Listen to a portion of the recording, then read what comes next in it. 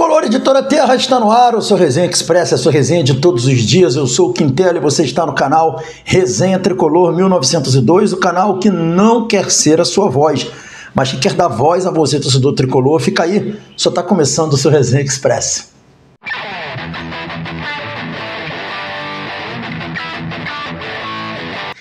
Resenha Express voltando e eu trago aqui as notícias do Fluminense, mas antes de mais nada, pedir a vocês para se inscrever no canal, ativar o sininho das notificações e deixar o like.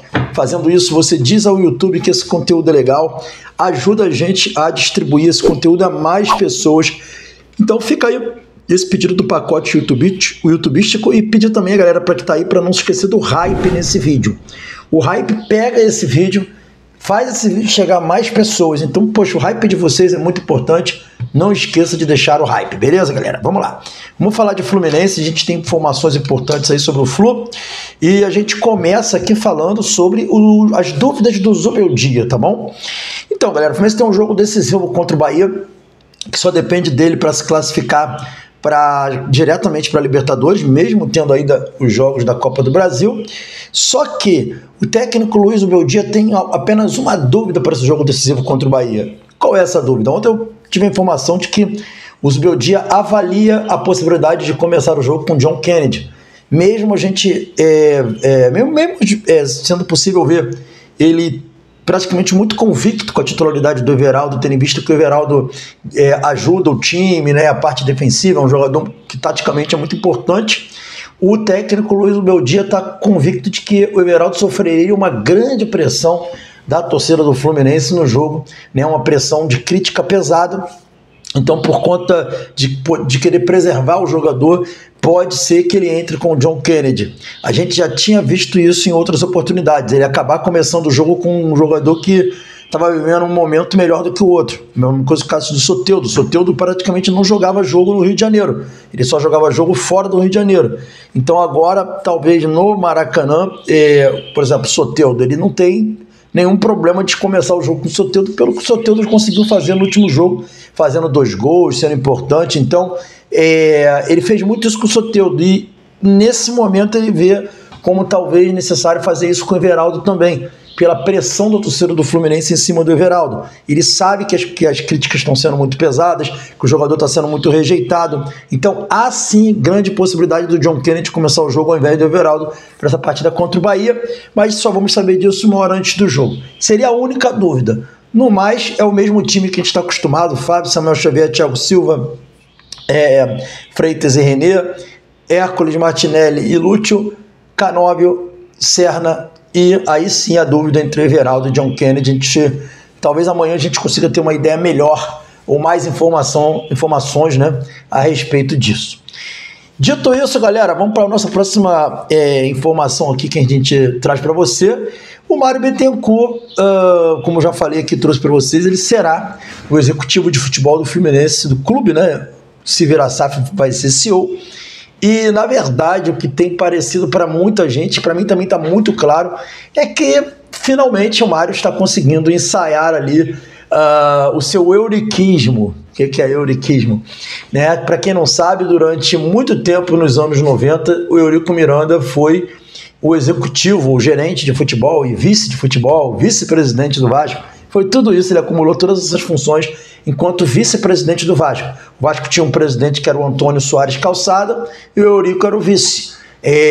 O Eurico, na verdade, era quem mandava. O Calçada, ele era ali um presidente tipo rainha da Inglaterra, uma figura decorativa que não mandava, e quem acabava mandando era o Eurico Miranda.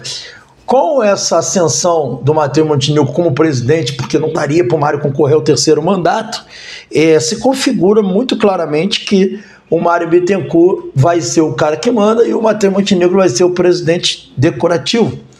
Então, parece que o Mário está trilhando todo o caminho que o Eurico trilhou, né? Só que de uma forma ao contrário. O Mário já começou como presidente, o Eurico virou presidente oficialmente depois, porque o Calçada ficou doente. Mas enquanto a Calçada esteve no Vasco, o Eurico sempre priorizou por ele ser o presidente e o Eurico vice. Então, mais uma vez, isso parecendo muito...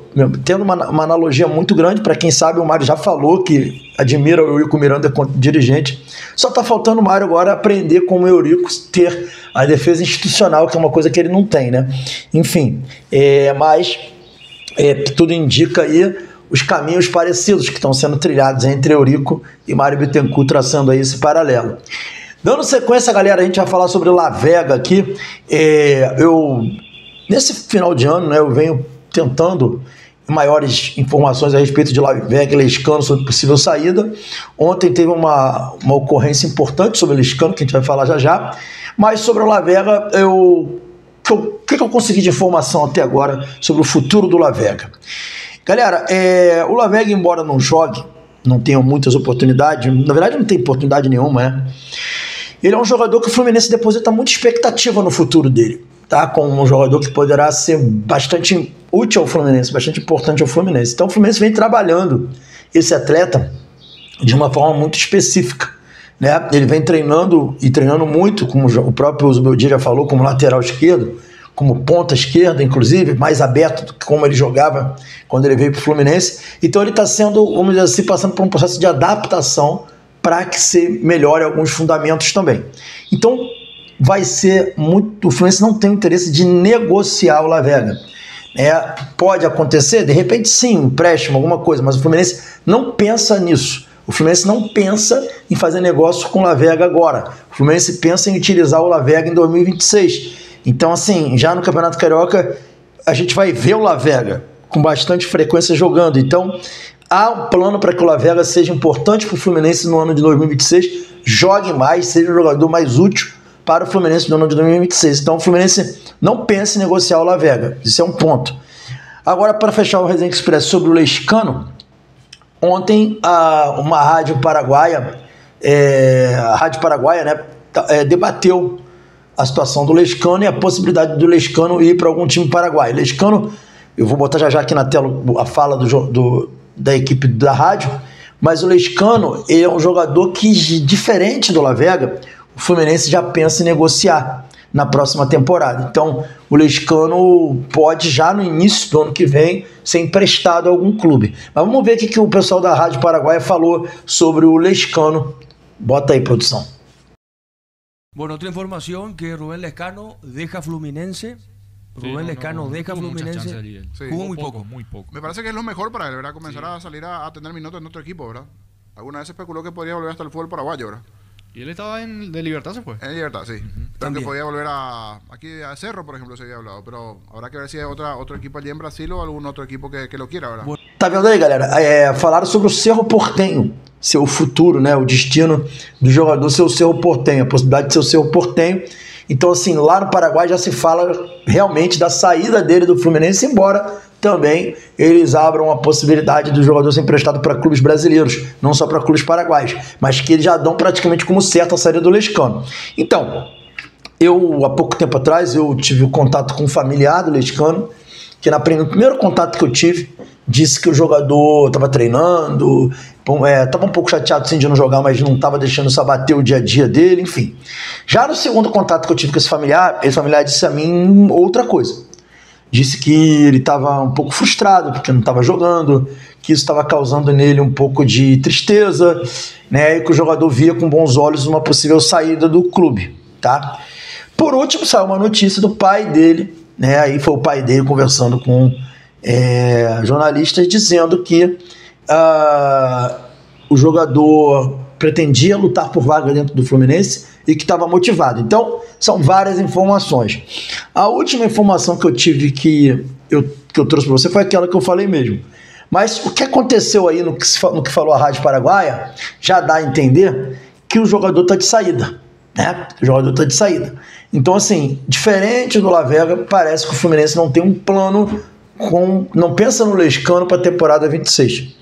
E a gente vai ter que realmente ver o que vai acontecer, mas o Lescano é um jogador, uma daquelas incógnitas também, que veio como uma revelação do futebol paraguaio e de repente o jogador passou a não ser mais utilizado. São coisas que a gente não vai conseguir entender no futebol brasileiro, no caso do Fluminense especificamente. Enfim, é isso, galera. Esse foi o Resenha Express. Saudações tricolores, fiquem com Deus. Hoje tem os 3 tenores, 5h30 da tarde.